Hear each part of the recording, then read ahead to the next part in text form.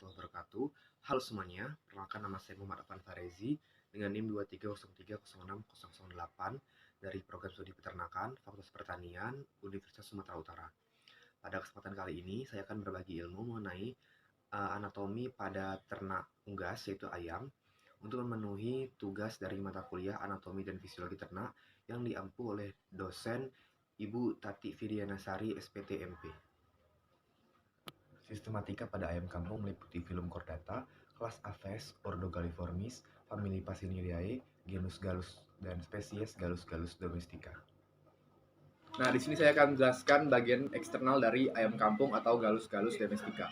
Yang pertama ada caput atau kepala, terus ada kolum atau leher, terus ada trunkus badan, terus ada ekstremitas anterior bagian sayap, terus ada ekstremitas posterior bagian bawah termasuk bagian paha, dan yang terakhir ada caudal atau bagian ekor.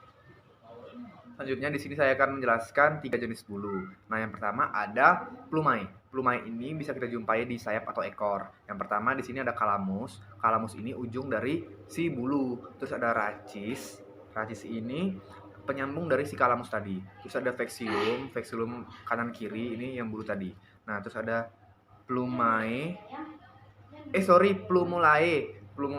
Plumulae ini bulunya kecil, dia kayak yang tadi tapi ini lebih kecil.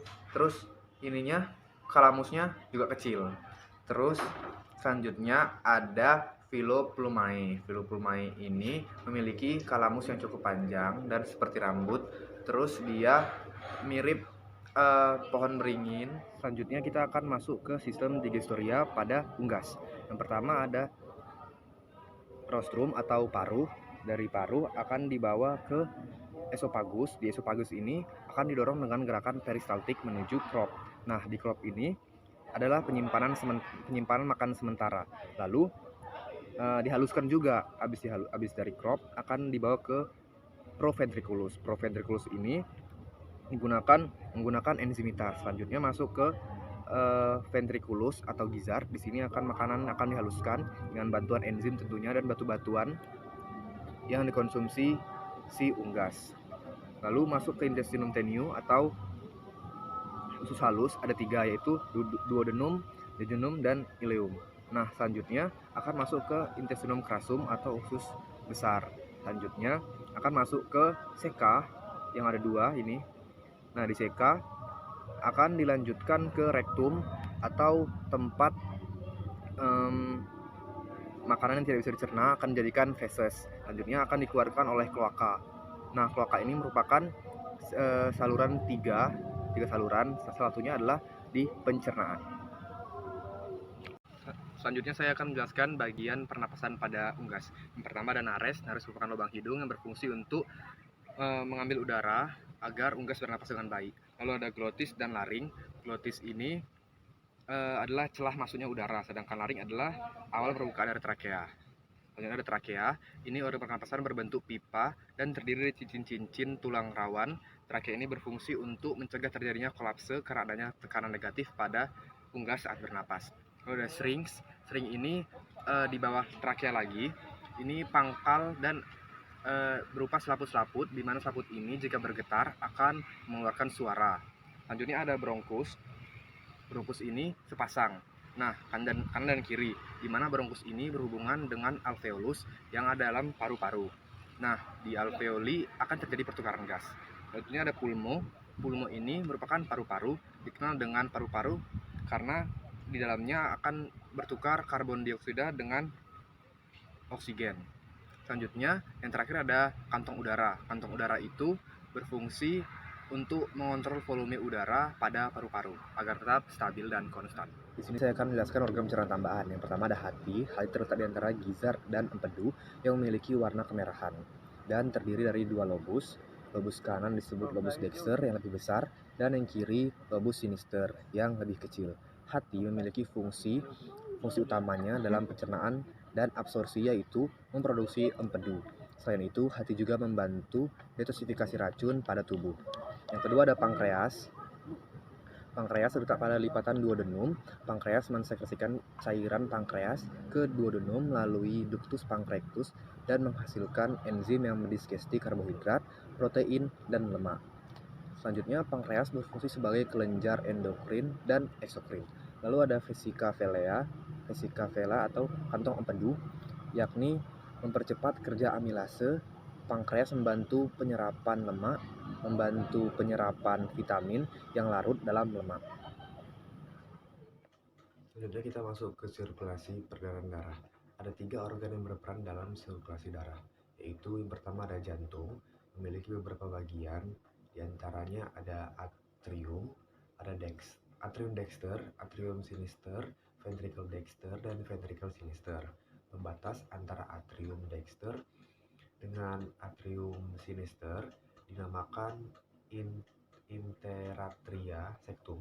Sedangkan pembatas antara ventricle dexter dengan ventricle sinister disebut dengan intraventricular septum.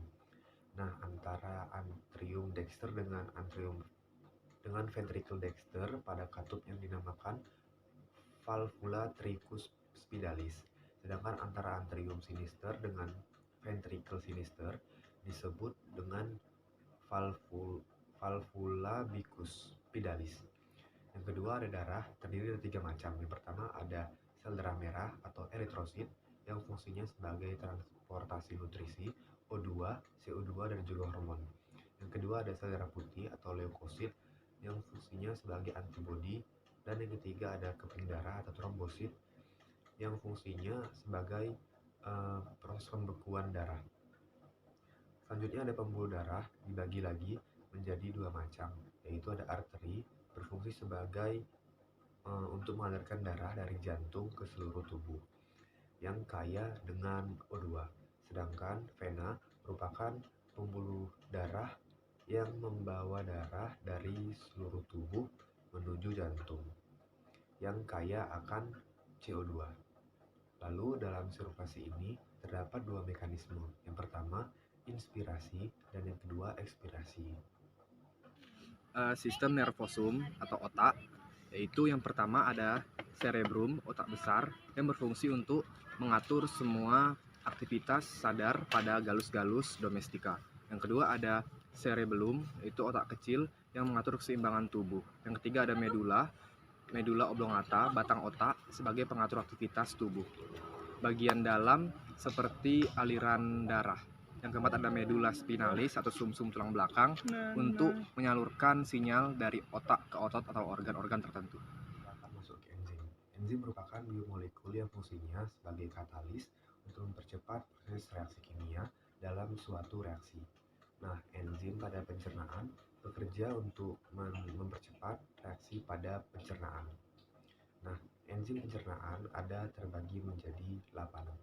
Yang pertama ada enzim betialin pada air ludah yang dihasilkan oleh kelenjar ludah yang fungsinya untuk mengubah amilum menjadi glukosa.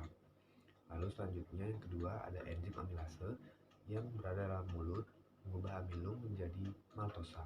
Yang ketiga ada maltase berada di usus 12 jari mengubah maltosa menjadi glukosa. Dan ada yang keempat enzim pepsin pada kelenjar lambung mengubah protein menjadi pepton.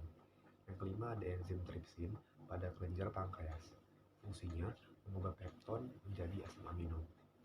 Lalu ada renin pada dinding lambung yang fungsinya untuk mengendapkan kasein dari air susu. Selanjutnya yang ketujuh ada asam klorida atau HCl yang dikenal dengan asam lambung, berada di dalam lambung juga untuk membunuh mikroorganisme yang masuk bersamaan dengan makanan. Lalu yang kedelapan ada cairan empedu oleh hati untuk memecah molekul menjadi lebih halus hingga membentuk emulsi. Molekul yang ini adalah lemak ya. Lalu prosesnya itu dimulai dari pakan yang masuk dalam mulut atau paruh akan tercampur dengan kelenjar saliva. Nah, di sini terjadi proses enzimatik, yaitu amilase tadi. Enzim amilase ini berfungsi sebagai pemecah pati atau karbohidrat menjadi glukosa atau gula. Selanjutnya pada proventriculus dan gizzard akan dilakukan pengenziman lagi, yaitu ada enzim pepsin mengubah protein menjadi asam amino.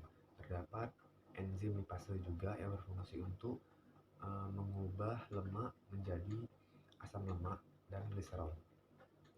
Lalu selanjutnya di usus halus atau duodenum terdapat enzim amilase, yaitu dan enzim tripsin yang berfungsi untuk mengubah protein menjadi asam amino untuk diserap oleh tubuh, dan enzim koagenase yang berfungsi untuk mendegradasi ikatan polipeptida dari kolagen saat protein belum mengalami denaturasi, dan enzim lipase. Di usus besar atau duodenum terdapat enzim maltase juga yang fungsinya untuk memecah maltose menjadi glukosa. Thank you for watching.